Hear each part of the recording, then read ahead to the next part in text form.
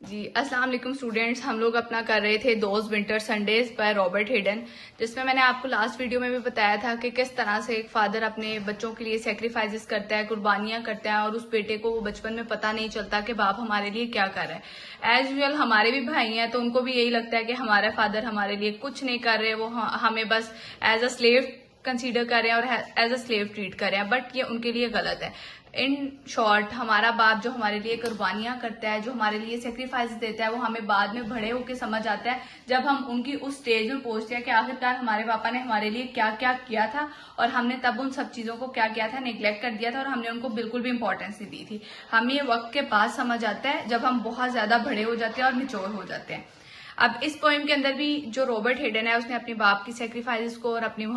बाप की मोहब्बत को बताया है कि जिन चीजों को वो समझता था कि बाप हमारे लिए कुछ नहीं करता, हमारे बाप ने हमारे लिए कुछ नहीं किया, हमारा बाप हमारे साथ बहुत सख्त है, उसने कोई ऐसा कुर्बानी नहीं दी, लेकिन उसको बाद में समझ आया कि वो सख्ती नहीं थी, वो बाप की मोहब्बत थी, वो बाप का प्यार था और वो बाप का एक डर था,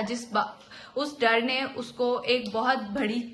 गलत चीजों से प्रोटेक्ट किया था, बहुत ज्यादा बुरी चीजों से बचाया था। और उस बाप ने अपनी वो ही उसके बाप की मोहब्बत थी अपने बेटे को प्रोटेक्ट करने की और दुनिया के आगे एक एज अ पॉइंट खड़ा करने के लिए। अब मैं सेकंड स्टैंजा पढ़ूंगी। I have wake and hear the cold splitting and breaking. I had wake, मैं जागता, एंड हेयर द कोल्ड, और सुनता, द कोल्ड, और सुनता, स्प्लिटिंग एंड ब्रेकिंग, सर्दी को टूटते हुए। When the rooms, जबकि कमरे, वर वार्म, गर्म थे, ही हैड कोल्ड, वो आवाज देता। अब इसमें अगर मैं देखूं तो लिटरेरी डिवाइसेस हैं जी कोल्ड एंड वार्म, ये दोनों ऑपोजिट हैं और ये as a literary devices poet ने कंसीडर किया गया है। कोल्ड का मतलब है जी सर्दी और वार्म का मतलब है जी गर्मी। अब पोइट इसमें क्या कहना चाह रहा है, वो सर्दी और गर्मी को टू ऑपोजिट डिवाइसेस को इकट्ठे बता रहा है और वो इसमें क्या चीज को एक्सप्लेन करना चाह रहा है। शायर कहते हैं कि जब मैं सुबह सुबह जागता था और मुझे महसूस होता था कि बाहर बहुत ज्यादा सर्दी है, बहुत ज्यादा कोहरा बरस रहा है, बट मुझे महसूस भी होता था और मैं देखता था कि बहुत ज्यादा बाहर सर्दी है, लेकिन तब मेरा बाप मुझे उस वक्त तक सोने से उठकर आवाज नहीं देता था जब तक वो पूरे तरह से कमरे को गर्म नहीं कर देता था और उसको पता चल जाता था कि अब कमरे का जो एनवायरनमेंट है, रूम टेम्परेचर है, बिल्कुल स्टेबल है, अब मेरे बच्चे उठ जाएंगे तो मेरे बच्चों को सर्दी नहीं लगेगी। उसका बाप उसको इस तरह से सर्दी से प्रोटेक्ट करता था। इसमें वो अपने बाप की ये वाली मोहब्बत को बता रहा है। कोल्ड, अब यहाँ पे जो उसने कोल्ड यूज किया गया है, जो उसने डिवाइस, सिंबॉलिक डिवाइस यूज किया, उससे मुराद है कि वालिद से दूरी। उसकी वालिद से किस तरह से दूरी थी, वो छोटा था, वो अपने बाप से डरता था, वो अपने बाप से कोई चीज डायरेक्टली नहीं मांगता था। उसको लगता था कि जो उसके बाप का गुस्सा है ये उसके वालिद से दूरी की वजह है, बल्कि वो उस टाइम बिल्कुल गलत था। वो उसके बाप का गुस्सा नहीं था, वो उसके बाप की मोहब्बत थी। आगे उसने वही वाम को यूज किया हुआ है, वो उसके वालिद की मोहब्बत थी कि जिस तरह से उसका वालिद है जो सा उठकर उसके लिए कमरे को गर्म करता था और उस गर्मी से अपने रिश्तों को गर्म करता था, बाहर जाकर पैसे कमाता था, उसके घर वाले भी खुश हो जाते थे और उसके बच्चे भी खुश हो जाते थे। तो ये सब चीजें उसके बाप की गर्मी थी और यही चीजें उसके एक रूम टेम्परेचर को इंडिकेट कर रही हैं। अगर मैं तीसरे पैराग्राफ की तरफ चलूं तो इसी पैराग्राफ के अंदर उसने बताया, and slowly I would rise and dress up, और आहिस्ता से मैं उठता और कपड़े बदलता। स्लोली आहिस्ता से, राइज अप उठता,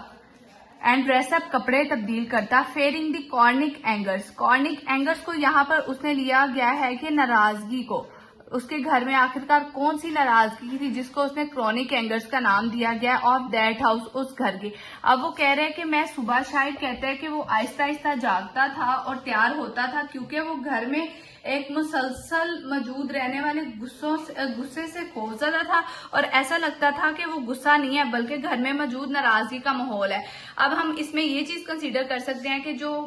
हमारा पोइट है उसके शायद फादर का उसके साथ कोई बिहेवियर अच्छा नहीं था, शायद वो थोड़े से गुस्से वाले थे या फिर वो थोड़ा सा अपने बच्चों के साथ एक डांट डपट का माहौल रखते थे। इस वजह से उसने उसको एक क्रॉनिक एंगर लिया और शायद कहता है कि मैं इस माहौल में कुछ भी बोल नहीं सकता था या फिर मैं कुछ भी एक्सप्रेस नहीं करता था, बस मैं उठता था, अपने कपड़े बदलता था और मैं चला जाता था अपने काम पर और मेरे वालिद साहब अपने काम पर चले जाते थे। इस सेंटेंस के अंदर उसने जो शायर है उसने अपने बाप के साथ वो वाली मोहब्बत को बताया है, जो वो जाहिर नहीं करता था, वो एक्सप्रेस नहीं करता था, लेकिन उसके दिल से थी, वो इनर डेप्थ से मोहब्बत करता था, वो बाहर एक्सप्रेस नहीं करता था। क्योंकि कभी कभी ये जो सा वो प्यार है, जो सा आप लोग लफ्जों में बयान नहीं कर सकते, या फिर आप ये नहीं बता सकते थे आपके किस बंदे की आपके दिल में क्या जगह है, आप उस बंदे से कितना प्यार करते हो, ये सिर्फ आपका दिल जानता है, आपका रब जानता है, या फिर आपका खुदा जानता है। ये मोहब्बत में ये नहीं बताया जाता कि मैं तुमसे इतना प्यार करता हूँ, मैंने तुम्हारे लिए ये किया, ये किया, ये किया, ये सब कुछ नहीं एक्सप्रेस किया जाता। बल्कि जो बंदा है, जो आपसे इन शॉर्ट वो भी आपसे प्यार करता है, वो खुद ही देख लेता है कि आखिरकार ये क्या कुर्बानियां कर रहा है मेरे लिए, क्या सेक्रीफाइसेस कर रहा है, वो उन्हीं चीजों को नाम एक मोहब्बत का दे देते हैं। अगर मैं थर्ड पैराग्राफ में चलूं, speaking indifferently to him who had left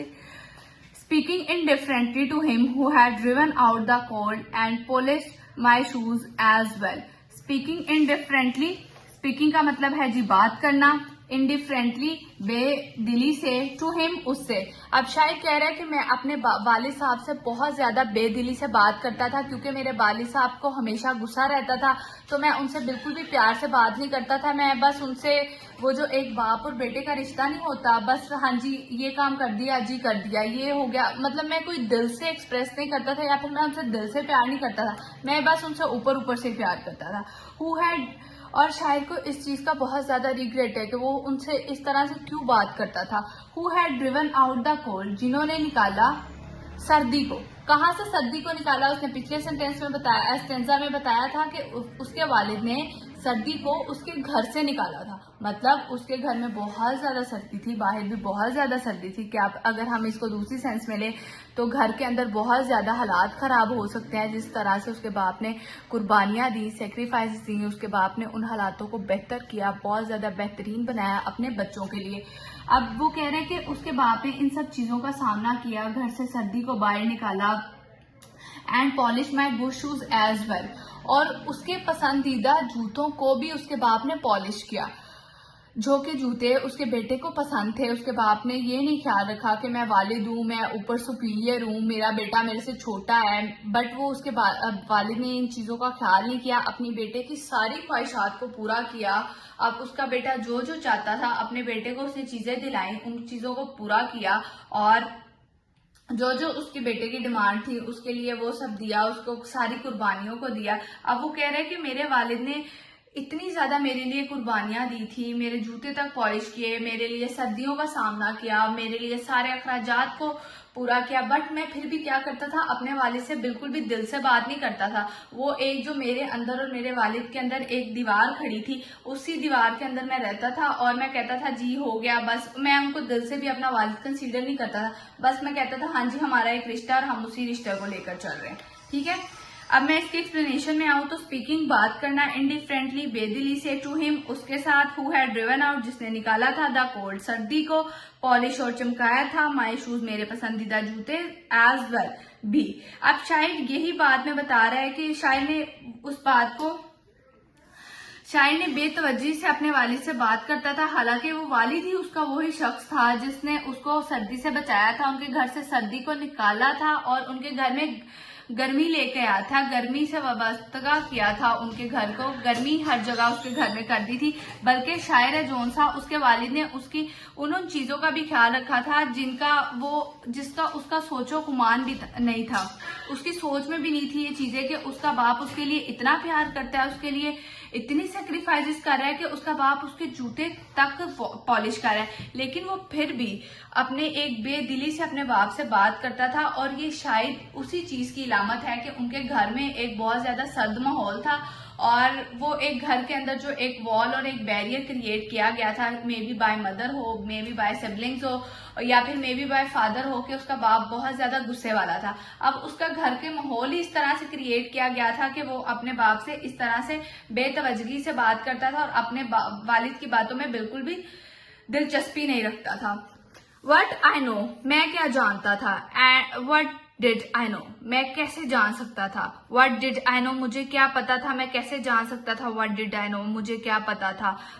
of loves, प्यार का,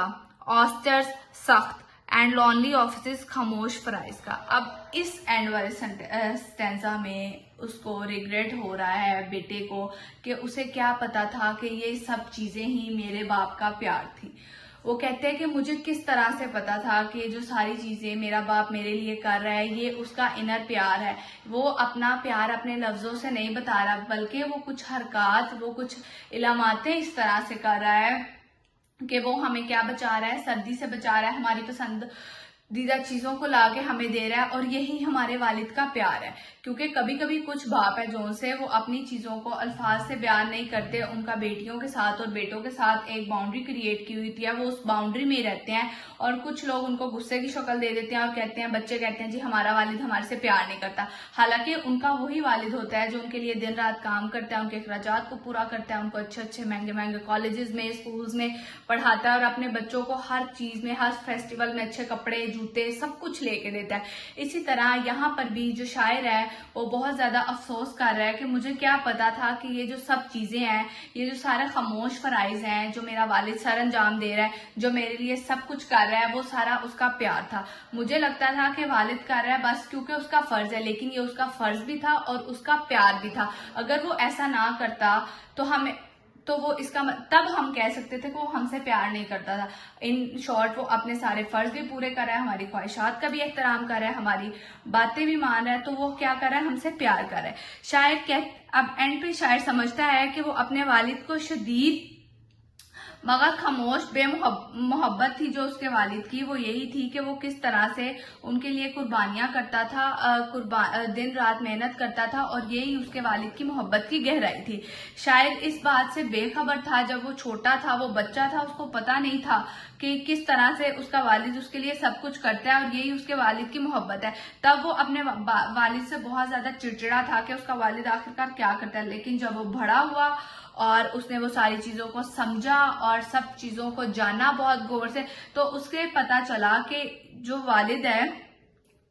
वो उससे बहुत ज्यादा प्यार करता है, बहुत बहुत बहुत ज्यादा प्यार करता है। और अक्सर ये वाली जो चीजें हैं, वालिद है जो उनसा प्यार को खुफिया रखता है और इजहार नहीं करता। एंड पे आके शायर को ये सब चीजें पता चल जाती हैं कि आखिरकार एंड पे जो उससे प्यार करता है वो उसके माँ बाप ही हैं, उसका बाप ही है जो उसके बहुत ज्यादा प्यार करता है, उसकी नीड्स को पूरा करता है। दुनिया में और कोई शख्स नहीं है जो आपके लिए ऐसा कर सकता है सिवाय आपके बाप के। Thank you so much students. अगर आपको समझ आ गई हो दोस्त विंटर संडेज की, यही हमारा आज का लेसन था। हमारे 2 स्टैंडर्ड्स कंप्लीट हो गए हैं। अब you have to must like, share and subscribe our channel. Thank you so much.